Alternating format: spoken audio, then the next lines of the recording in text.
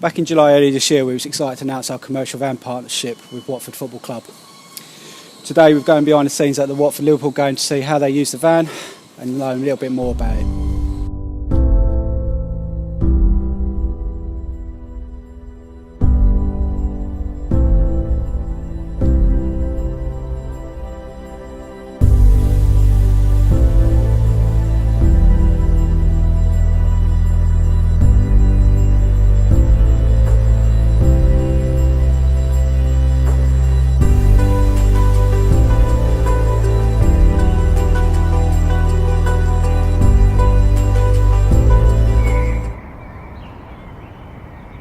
So it's about 7:30, it's cold.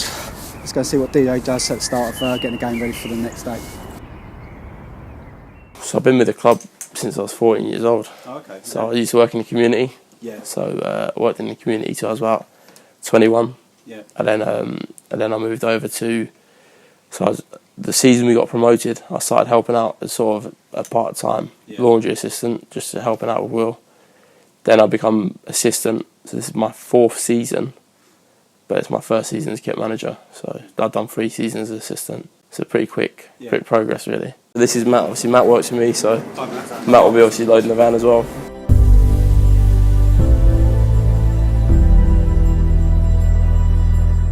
This is all our spare skip will be based in here. In here we keep all our staff kits, so skip 5 we have obviously everyone's staff kit packed, ready for obviously the travelling staff that will come to the game tomorrow. Before we keep obviously all our towels, we've got shirts ready for warm-ups.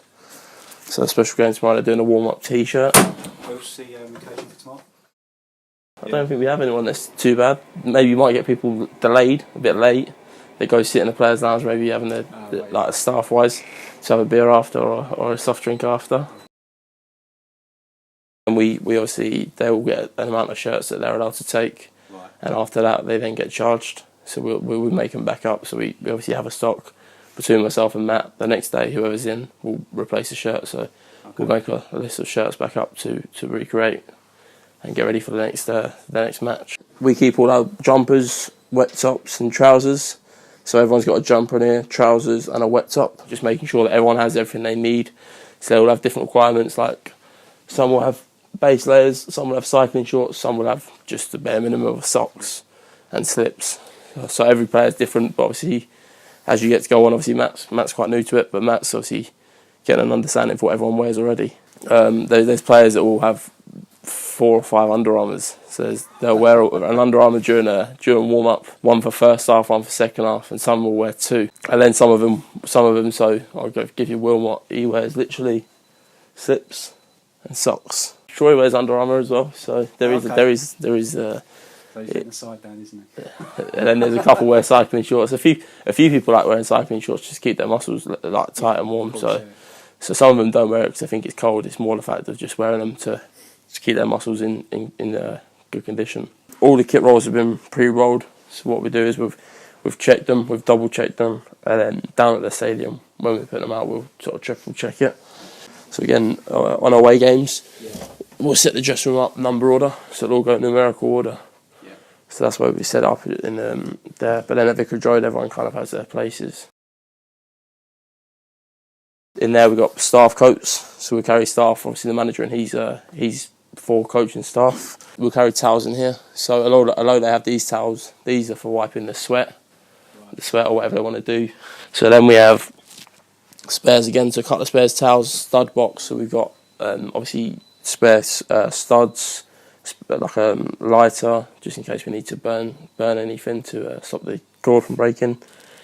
We'll have spare captain armbands, spare everything in there just to make sure. Okay. We have walkout jackets in these bags. We'll have sub-coats, so the sub-coats are all based in there. And then we have to carry a sub-board now as well. So every team has to carry a sub-board with them in the Premier League. So obviously 2 benches have their own sub-boards in case you want to make a double substitution. Right, okay. And then we'll keep our flip-flops here. So all the flip-flops and shin pads will be kept in these bags. So we've had to collect all the shin pads back from the international lads this week. So that's a tough job, just making sure that they all bring their shin pads back. So in these 2 bags. And then we'll also carry staff boots in these bags as well. So carry spare shin pads, spare flip-flops, because you never know what's going to happen. Again, so throughout the week, obviously Matt's obviously made up majority of the shirts we've obviously lost, because obviously we had to wear the poppies, and our laundry lady Linda's ironed them, so they're all ready to go again. So we'll keep this rail, we'll bring this onto the van as well. We carry a spare tracksuit in there as well, so if the gaffer wears a tracksuit on a match day and it's absolutely lashing down with rain, then we've got a spare tracksuit if he wants to change it into it after. So just got to make sure you've got to take everything. So in the flip-flop bags, so I did mention we carry like spare trainers for the gaffer, so that he's got literally trainers if everything gets soaked. So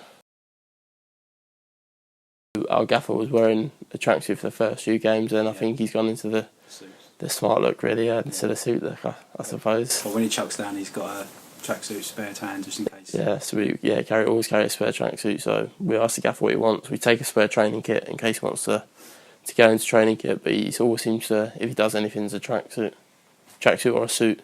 Tracksuit or suit. Yeah, tracksuit or a suit. But yeah, no, he's good, to be fair. Very good with us. We get on well with him, don't we? Yeah, he's a decent lad. He's good with us as well. So it's always easy when you get on with people. Yeah. I've not had a problem with other people, but he's spot on, nice and easy to get on with. He likes to have a laugh and a joke with us, doesn't he? He likes to banter me off anyway, definitely about Sundays. So Southampton last Sunday, for example, I said, "I'll see you tomorrow, gaffer." And he goes, "You're in tomorrow?" I said, "Yeah." I said, "I'll see you tomorrow." He went, "Everyone's in, isn't they?" He went, Yeah, but it's a Sunday." I said, "All right." He went, "You're not in on Sundays." So I went, "Gaffer, I've only had one Sunday off." Me and him alternate Sundays, so we have a Sunday off because obviously family. So we alternate it, and he was like, "You don't come in on Sundays." It's just having a bit of banter with me. So at first I was thinking we all had a day off, but he was trying to banter me off a little bit.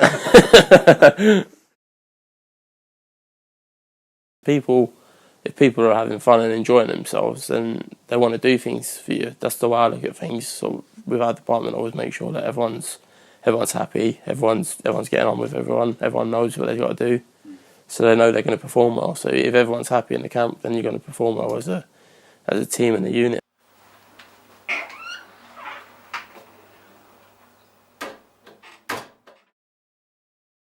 This is a new boot room. It's just been designed as well. So we had the small one in there, but it's now been made into this. So we've got obviously a lot more space for the boys to come take their boots off. We've got the steamers that a lot of lads will put their boots in the morning to soften the boots so it stretches out. So a lot of the lads like it, and a lot of lads like it just to keep their feet warm as well, which ain't what it's for, but.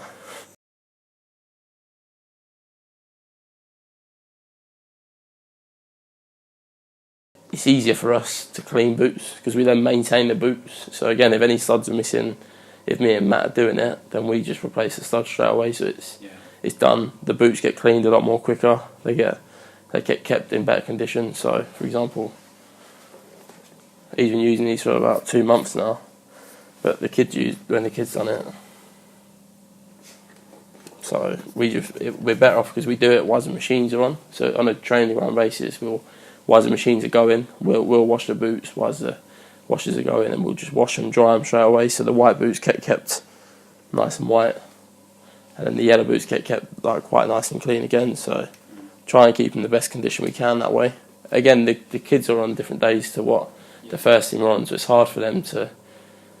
So on a Sunday, whoever's in, we'll wash them Sunday morning straight away, put them back in here, and then there'll be a training group. And then wash them after the training group, where the kids aren't until like Monday night. So it is hard for them. So we made the decision to it's easier for us to do it, and we don't get moaned at then. Yeah, and again, it saves the boys coming in and moaning at me and Matt most mornings.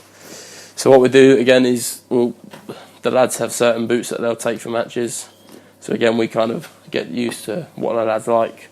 So we'll pack them into the bag, and then after training, we'll double check with the boys to make sure they're happy with the boots. Once we get a confirmed squad, then we'll obviously pack the boots and load them onto the van, and then take them down to Vicarage Road.